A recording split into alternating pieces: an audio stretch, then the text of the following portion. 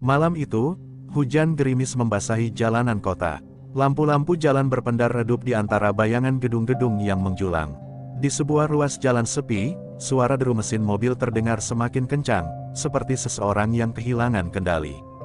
BRAKKK. Sebuah mobil sedan hitam menabrak truk TNI yang sedang parkir di pinggir jalan dengan keras, menggetarkan malam yang sebelumnya sunyi. Beberapa prajurit TNI yang sedang beristirahat di dalam truk tersentak bangun, segera keluar untuk melihat apa yang terjadi.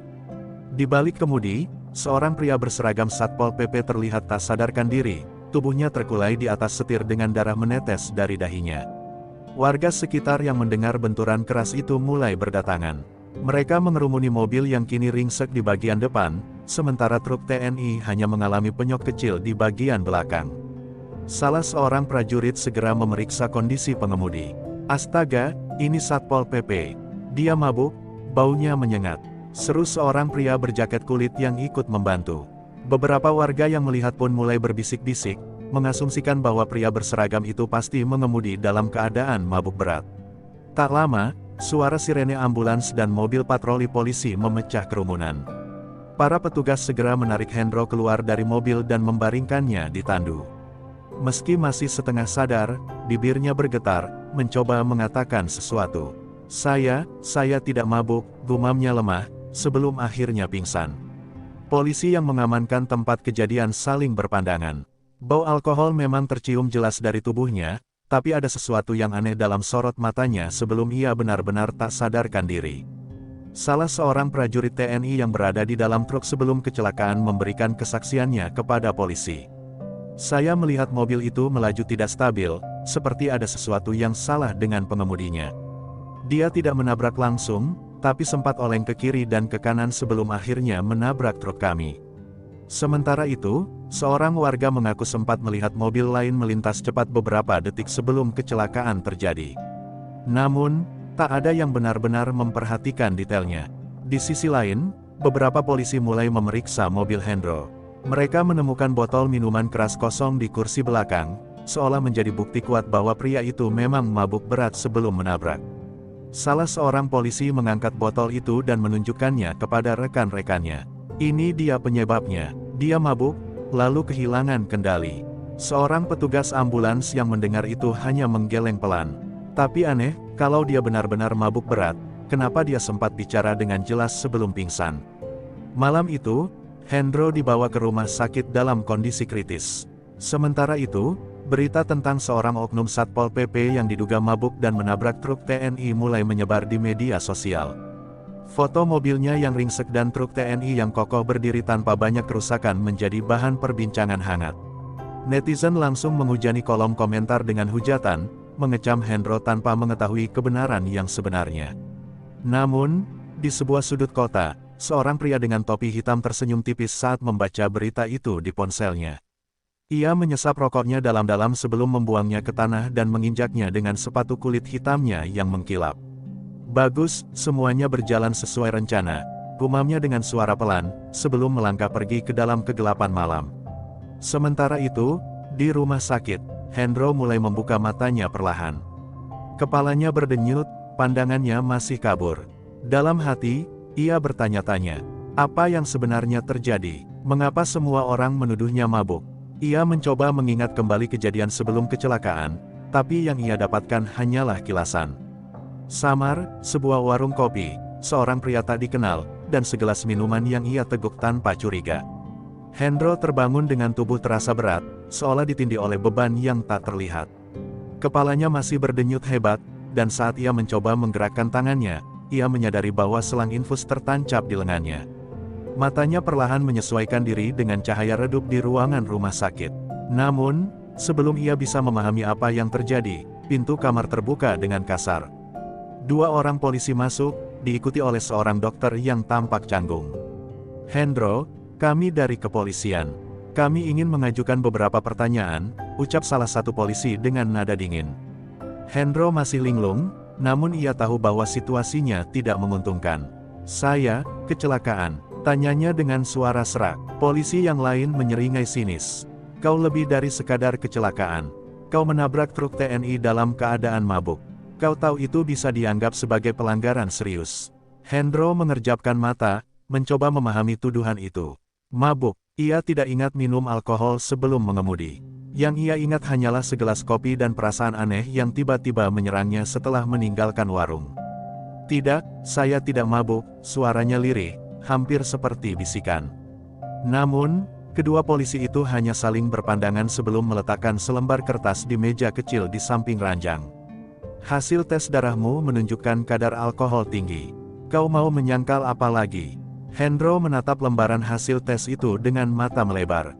Tidak mungkin, ia bukan peminum berat, dan ia yakin tidak menyentuh alkohol malam itu. Napasnya memburu, tubuhnya gemetar.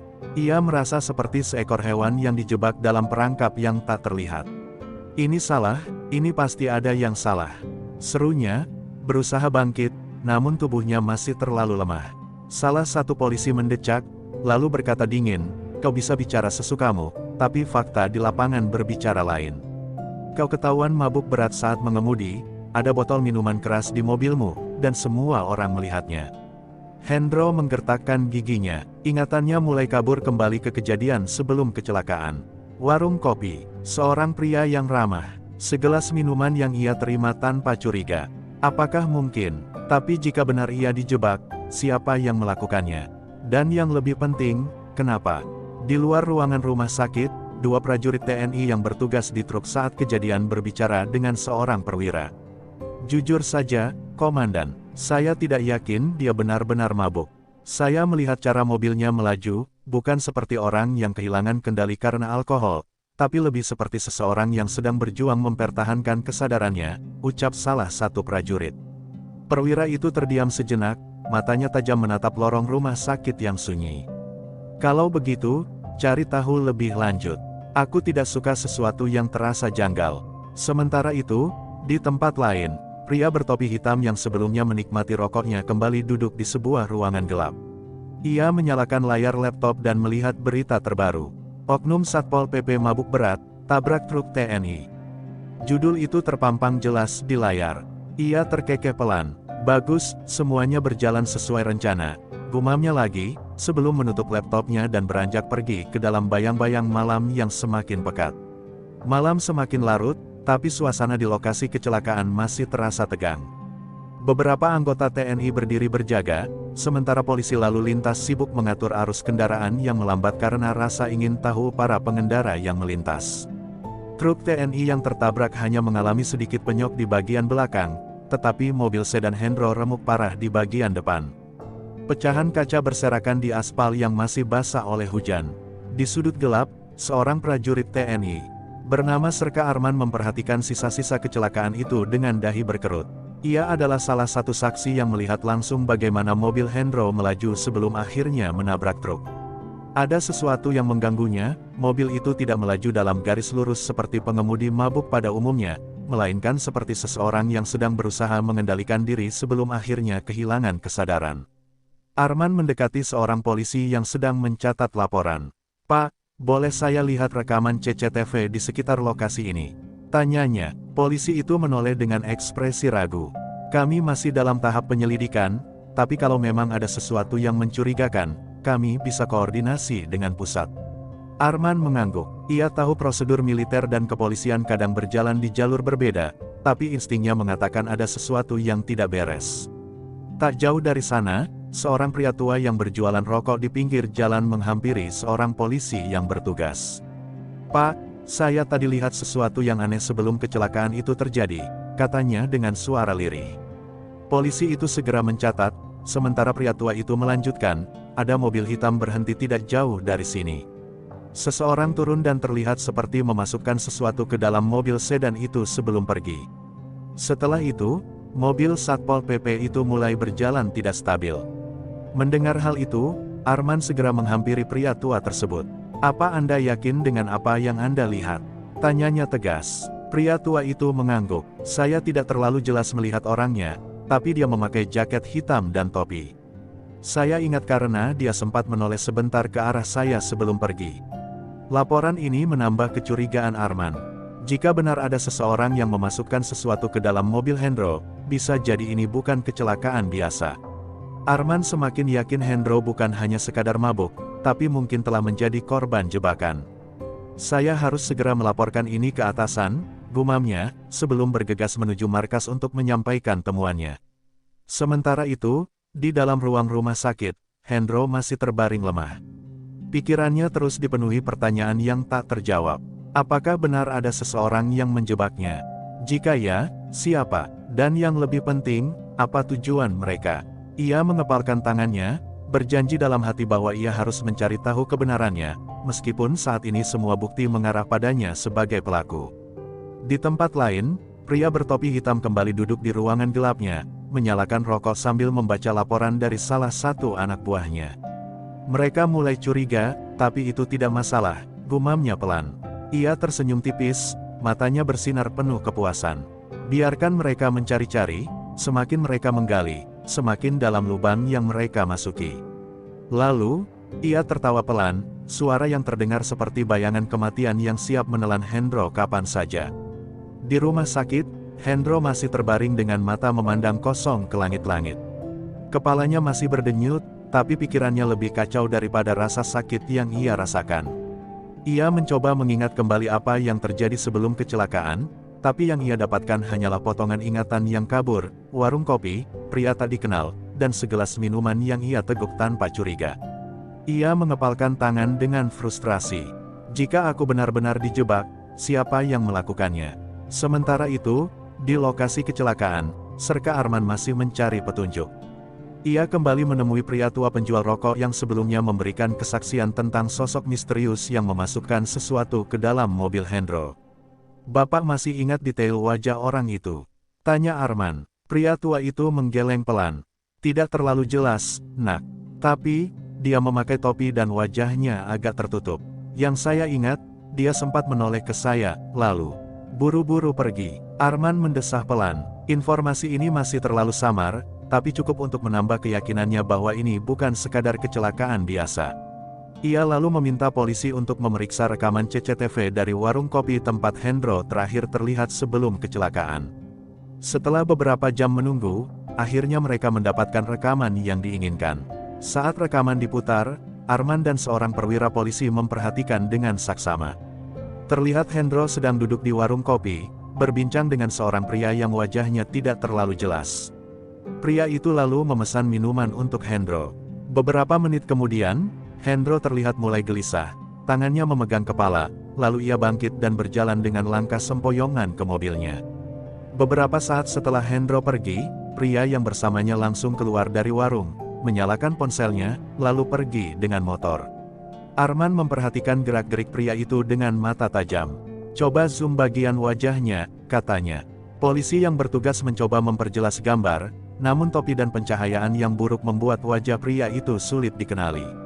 Tapi satu hal yang pasti, pria itu sengaja menunggu Hendro menunjukkan tanda-tanda kehilangan kesadaran sebelum meninggalkan tempat. "Dia tahu apa yang terjadi," gumam Arman. Sementara itu, di rumah sakit, Hendro mulai merasa ada seseorang yang mengawasinya. Nalurinya sebagai petugas penegak hukum membuatnya waspada. Ia melirik ke arah pintu, dan benar saja, seorang pria asing berdiri di luar kamar, memperhatikannya dari balik kaca jendela. Begitu Hendro menoleh, pria itu segera berbalik dan berjalan cepat meninggalkan area rumah sakit. "Siapa dia?" Hendro mencoba bangkit, tapi tubuhnya masih terlalu lemah untuk mengejarnya. Di sudut kota yang gelap, pria bertopi hitam duduk di dalam mobilnya, menekan nomor di ponselnya. Hendro masih hidup. Sepertinya dia mulai sadar kalau ada yang tidak beres, katanya dengan suara dingin. Dari ujung telepon, terdengar suara tawa kecil. "Jangan khawatir, jika dia terlalu banyak tahu, kita akan pastikan dia tidak akan bicara lagi selamanya." Malam itu, Hendro tidak bisa tidur. Ia merasa bahaya mengintainya dari bayang-bayang. Ia harus segera bangkit dan mencari tahu kebenarannya, sebelum semuanya terlambat, sebelum mereka benar-benar menyingkirkannya. Malam di rumah sakit terasa semakin mencekam. Hendro berusaha tetap terjaga meskipun tubuhnya masih lemah. Instingnya mengatakan ada sesuatu yang tidak beres, terutama setelah ia melihat pria asing mengawasinya dari balik kaca tadi. Matanya menatap tajam ke arah pintu, telinganya mencoba menangkap suara-suara sekecil apapun di luar kamar. Ia tahu, jika benar ada orang yang ingin membungkamnya, mereka pasti akan bertindak dalam waktu dekat. Di luar rumah sakit, seorang pria berbadan tegap dengan jaket hitam berjalan santai menuju pintu belakang. Ia membawa kantong plastik berisi beberapa botol minuman, seolah-olah hanya seorang pengunjung biasa. Namun, di dalam jaketnya, terselip sebuah pisau lipat tajam yang berkilat saat terkena cahaya. Dengan langkah terlatih, ia melewati lorong-lorong rumah sakit, menuju kamar tempat Hendro dirawat. Sementara itu, di ruangan lain, Serka Arman masih berdiskusi dengan perwira polisi tentang rekaman CCTV yang mereka peroleh. Pria ini jelas bukan orang biasa. Lihat cara dia bertindak. Dia tenang, tidak terburu-buru, dan langsung menghilang setelah memastikan Hendro berada dalam kondisi lemah, ujar Arman sambil menunjuk layar. Perwira polisi mengangguk, matanya menyipit curiga. Kita harus segera bicara dengan Hendro. Bisa jadi dia memang dijebak. Namun, saat mereka bersiap menuju rumah sakit, seorang perawat berlari panik dari arah kamar Hendro. Tolong, ada pria mencurigakan masuk ke ruangan. Pasien Hendro, serunya ketakutan. Arman dan polisi itu langsung tersentak. Tanpa pikir panjang, mereka bergegas menuju kamar Hendro. Tangan Arman sudah siap di gagang pistolnya. Di dalam kamar, Hendro berusaha bangkit dari tempat tidur saat pria bertopi hitam itu masuk. Kau terlalu banyak tahu, bisik pria itu sambil mengeluarkan pisaunya. Hendro, meskipun tubuhnya masih lemah, tetap berusaha mempertahankan diri. Ia meraih tiang infus dan mengayunkannya ke arah pria itu. Asteris brak. Asteris suara benturan keras terdengar saat pria itu terhuyung ke belakang, tapi dengan cepat ia kembali berdiri. Pintu kamar tiba-tiba terbuka dengan kasar. Berhenti, teriak Arman sambil menodongkan pistol. Pria bertopi hitam itu hanya tersenyum tipis sebelum berlari ke arah jendela dan melompat keluar dengan gesit. Arman dan polisi lainnya segera mengejar, tapi begitu mereka sampai di luar, pria itu sudah menghilang ke dalam kegelapan malam. Hendro terengah-engah, masih berusaha menenangkan detak jantungnya yang berpacu cepat. Arman segera menghampirinya. Kau baik-baik saja? Tanyanya serius. Hendro mengangguk lemah. Dia ingin membunuhku. Matanya menatap ke arah jendela yang terbuka, hatinya dipenuhi tekad. Aku tidak tahu siapa mereka, tapi aku bersumpah akan mencari tahu, sebelum mereka berhasil menyingkirkanku. Di tempat lain, pria bertopi hitam menekan nomor di ponselnya dengan tangan gemetar. Gagal, dia masih hidup, katanya dengan suara serak. Dari ujung telepon, terdengar suara dingin yang membalas, kalau begitu, kita gunakan cara lain. Pastikan dia tidak punya tempat untuk lari. Malam itu, rumah sakit menjadi lebih ketat. Setelah upaya pembunuhan yang gagal, polisi memperketat penjagaan di sekitar Hendro. Namun, meskipun tubuhnya masih lemah, Hendro tahu satu hal, ia tidak bisa hanya diam menunggu. Ada kekuatan besar yang ingin membungkamnya, dan jika ia tetap di tempat ini, cepat atau lambat mereka akan kembali. Aku harus keluar dari sini. Aku harus mencari tahu kebenarannya sendiri. Sementara itu, di markas kepolisian, situasi semakin memanas. Sebuah laporan baru tiba dari laboratorium forensik, menyatakan bahwa hasil tes darah Hendro benar-benar mengandung kadar alkohol tinggi. Namun, ada sesuatu yang janggal, zat lain yang tidak seharusnya ada dalam darahnya. Seorang petugas laboratorium mendatangi perwira polisi yang menangani kasus ini. Pak, ini aneh. Ada jejak zat psikotropika dalam darahnya. Bukan hanya alkohol, ini seperti campuran obat bius yang bisa menyebabkan kehilangan kesadaran. Perwira polisi itu mengerutkan kening. Jadi, bisa jadi dia tidak mabuk karena alkohol, tapi seseorang telah mencampurkan sesuatu ke dalam minumannya. Petugas laboratorium mengangguk. Tepat sekali. Jika dugaan saya benar, Hendro tidak menyadari bahwa dia telah dijebak. Namun, sebelum perwira itu sempat menindaklanjuti informasi ini, sebuah perintah mendadak datang dari atas. Segera tahan Hendro, dia harus diinterogasi lebih lanjut. Perintah itu datang dari seseorang yang lebih tinggi dalam struktur kepolisian. Arman, yang kebetulan mendengar perintah itu, merasa ada sesuatu yang tidak beres. Asteris kenapa mereka begitu cepat ingin menutup kasus ini? Asteris. Di rumah sakit, Hendro mendengar suara langkah-langkah berat mendekati kamarnya. Ia menoleh ke Arman yang berjaga di dekatnya. Mereka datang untuk menahanku, kan?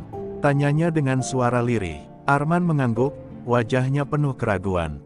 Hendro menarik napas dalam. Aku tidak bisa tinggal di sini. Jika aku ditahan, aku tidak akan pernah bisa membuktikan kalau aku dijebak. Arman berpikir cepat. Ia tahu, sebagai anggota TNI, ia tidak bisa langsung melawan perintah kepolisian, tapi ia juga tidak bisa membiarkan seseorang yang mungkin tidak bersalah dihancurkan tanpa perlawanan. Ada jalan belakang. Aku bisa membantumu keluar, tapi setelah itu, kau harus bergerak cepat, bisiknya. Hendro mengangguk. Aku berhutang nyawa padamu. Beberapa menit kemudian, saat polisi memasuki kamar Hendro, mereka hanya menemukan tempat tidur kosong dengan selimut yang sengaja ditata menyerupai tubuh seseorang. Salah satu polisi segera berseru, "Dia kabur. Cepat cari dia." Di luar rumah sakit, Hendro berlari terlatih-tatih, tubuhnya masih lemah, tetapi tekadnya lebih kuat dari sebelumnya. Ia harus menemukan pria yang memberinya minuman di warung kopi itu. Ia harus mencari tahu siapa yang menjebaknya. Dan yang paling penting, ia harus tetap hidup sebelum orang-orang yang menginginkan kematiannya berhasil menangkapnya. Di tempat lain, pria bertopi hitam menerima panggilan telepon. Hendro melarikan diri, suara di ujung sana terdengar dingin. Pria itu menyeringai, "Bagus, biarkan dia lari. Semakin dia buron, semakin mudah kita membuatnya terlihat bersalah." Udara malam menusuk kulit Hendro yang masih lemah. Tubuhnya belum sepenuhnya pulih, tapi ia tak punya pilihan selain terus bergerak. Setiap sudut kota kini terasa seperti jebakan. Ia tak tahu siapa yang bisa dipercaya, selain Serka Arman yang membantunya melarikan diri. Dengan nafas tersengal, ia menyelinap ke dalam gang sempit, berusaha menghindari sorotan lampu jalan dan patroli polisi yang kini mencarinya di seluruh kota. Sementara itu, di markas kepolisian, seorang perwira tinggi duduk di ruangannya dengan wajah muram. Ia menatap laporan yang baru saja diterimanya, hasil investigasi forensik yang menyatakan ada zat mencurigakan dalam darah Hendro. Namun, sebelum ia sempat mengambil keputusan lebih lanjut, seorang pria berpakaian sipil memasuki ruangan tanpa mengetuk. "Lupakan laporan itu," katanya dengan nada dingin. "Hendro adalah buronan sekarang. Kita harus pastikan dia tidak pernah bicara." Perwira itu menatap pria tersebut dengan ragu. Ia tahu pria ini bukan sembarang orang, mungkin seseorang dari kepentingan yang lebih besar. Tapi, jika benar dia dijebak, kita seharusnya menyelidiki lebih lanjut, jawabnya hati-hati. Pria berpakaian sipil itu hanya tersenyum tipis. "Kami sudah menyelidikinya, dan kesimpulan kami tetap sama, Hendro berbahaya." Di tempat lain, Hendro terus berjalan menyusuri jalanan gelap, mencoba mengingat kembali semua detail kejadian di malam kecelakaan. Wajah pria di warung kopi itu masih kabur dalam ingatannya, tapi ia yakin satu hal, pria itu pasti tahu sesuatu. Dengan sisa tenaga yang ia miliki, Hendro memutuskan untuk kembali ke warung kopi itu. Saat ia tiba di sana, tempat itu sudah hampir tutup. Seorang pria tua pemilik warung menatapnya dengan mata melebar. Bukankah kau yang ada di berita? Polisi mencarimu," bisiknya ketakutan. Hendro mengangguk, lalu dengan suara lemah ia bertanya, "Pria yang bersamaku malam itu, siapa dia?" Pria tua itu menelan ludah, matanya melirik ke sekitar seolah takut ada yang mendengar. "Aku tak tahu namanya, tapi dia sering datang ke sini. Selalu duduk di sudut, berbicara dengan seseorang di telepon sebelum pergi," bisiknya. Hendro mengerutkan kening. Dia bekerja untuk seseorang. Sebelum pria tua itu sempat menjawab, suara motor menderu mendekat dengan cepat. Hendro segera menyadari bahaya yang mengintainya. "Mereka sudah menemukan aku." Dengan sigap, ia bersembunyi di balik warung saat dua pria bertopi turun dari motor dan melangkah masuk. Salah satu dari mereka mengeluarkan foto Hendro dan menunjukkan kepada pemilik warung. "Kau lihat orang ini?" tanyanya dengan suara dingin. Pemilik warung menatap foto itu dengan ketakutan. Hendro menahan napas, menunggu apakah pria tua itu akan menyerahkannya atau tidak. Detik-detik terasa seperti selamanya. Jika pemilik warung mengkhianatinya, maka malam ini bisa jadi malam terakhir dalam hidupnya. Pemilik warung kopi menggenggam lap kain di tangannya dengan gugup. Dua pria bertopi yang baru saja masuk menatapnya tajam, menunggu jawaban. Keringat mengalir di pelipisnya, tapi ia berusaha tetap tenang. Sesaat, ia melirik ke sudut warung, di mana Hendro bersembunyi di balik tumpukan karung beras. Napas pria tua itu tersengal, lalu dengan suara bergetar, ia menjawab, Aku tidak pernah melihat orang ini." Salah satu pria bertopi itu menyipitkan mata curiga. "Kau yakin? Dia sering ke sini." "Kami tahu itu," katanya dengan nada mengancam. Pemilik warung menggeleng cepat. Aku tidak tahu. Tempat ini ramai, banyak orang datang dan pergi. Aku tidak bisa mengingat semuanya.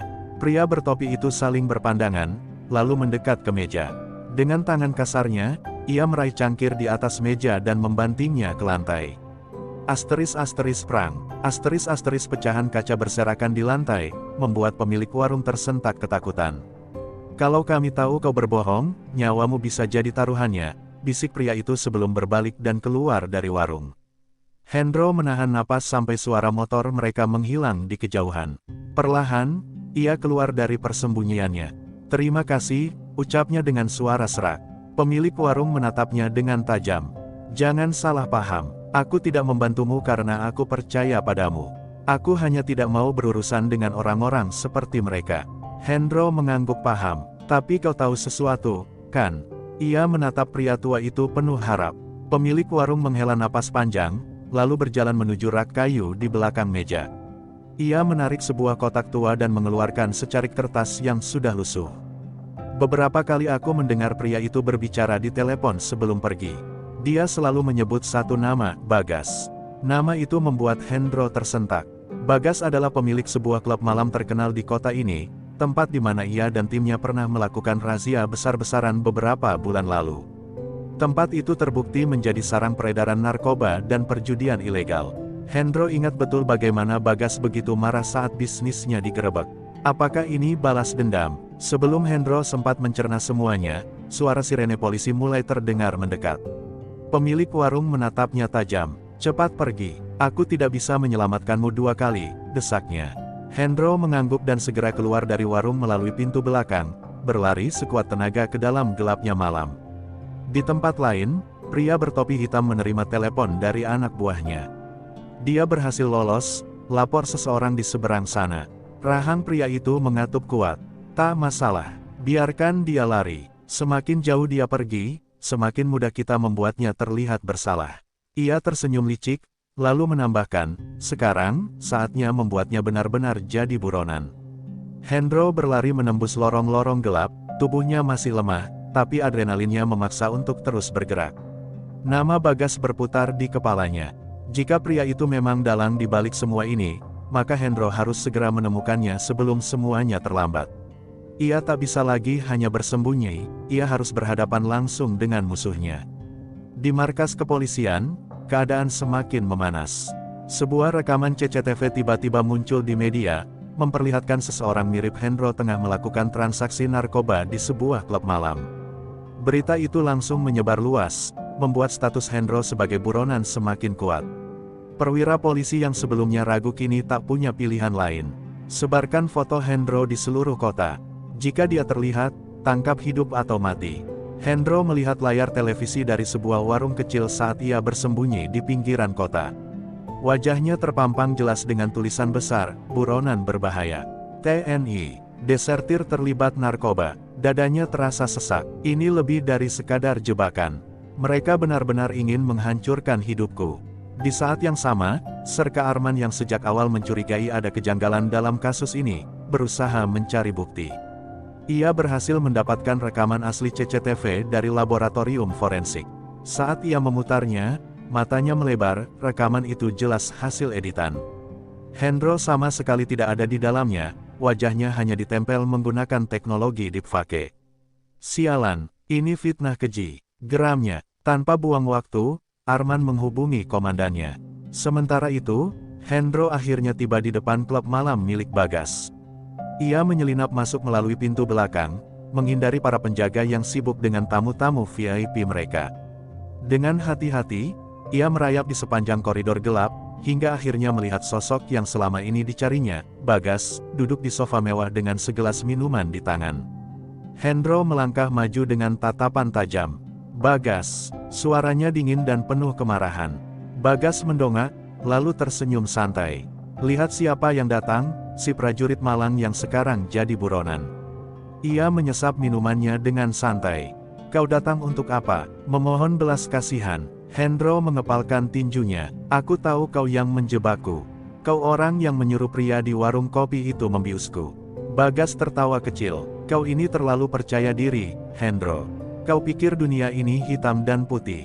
Salah besar, aku hanya memainkan permainan yang lebih besar. Dan kau hanyalah pion kecil yang siap dibuang. Sebelum Hendro sempat bereaksi, pintu belakang tiba-tiba terbuka lebar. Brak, puluhan polisi bersenjata lengkap menyerbu masuk, senjata mereka langsung mengarah ke Hendro. Tangan di atas, Hendro. Jangan melawan, teriak salah satu petugas. Hendro tersentak, ia dijebak lagi. Bagas tertawa puas dari kursinya.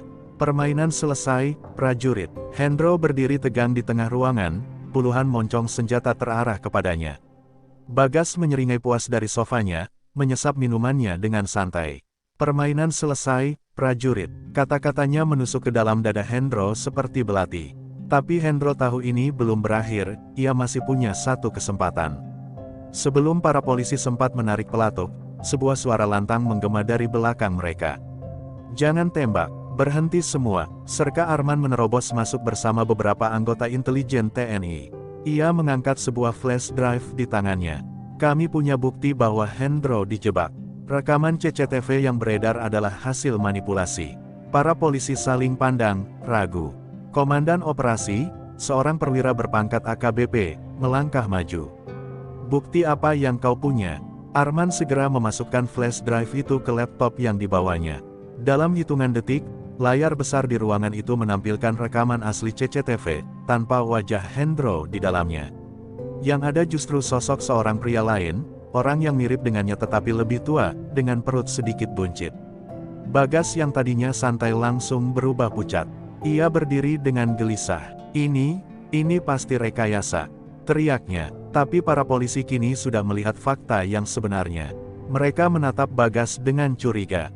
Perwira polisi itu berbalik ke anak buahnya.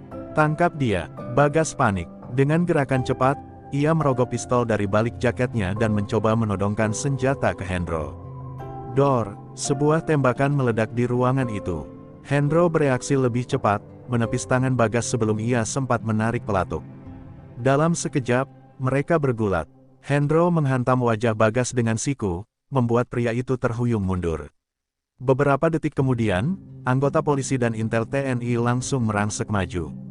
Bagas dipiting ke lantai, kedua tangannya diborgol dengan paksa. Bagas, kau ditangkap atas tuduhan rekayasa kasus, peredaran narkoba, dan percobaan pembunuhan. Suara AKBP itu menggelegar. Bagas meronta, tapi sia-sia. Hendro menghela napas panjang, akhirnya bisa berdiri tegak setelah berhari-hari menjadi buronan. Arman menepuk pundaknya. Kau baik-baik saja. Hendro mengangguk, meski tubuhnya masih lemah. Aku akan baik-baik saja setelah semua ini berakhir. Saat fajar menyingsing, Hendro akhirnya dibersihkan dari semua tuduhan.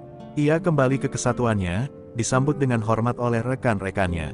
Sementara itu, Bagas dan komplotannya menghadapi hukuman berat. Meski pertempuran ini telah usai, Hendro tahu bahwa sebagai seorang prajurit, perjuangannya belum selesai. Akan selalu ada musuh di luar sana. Tapi selama keadilan masih ada, aku akan terus bertarung.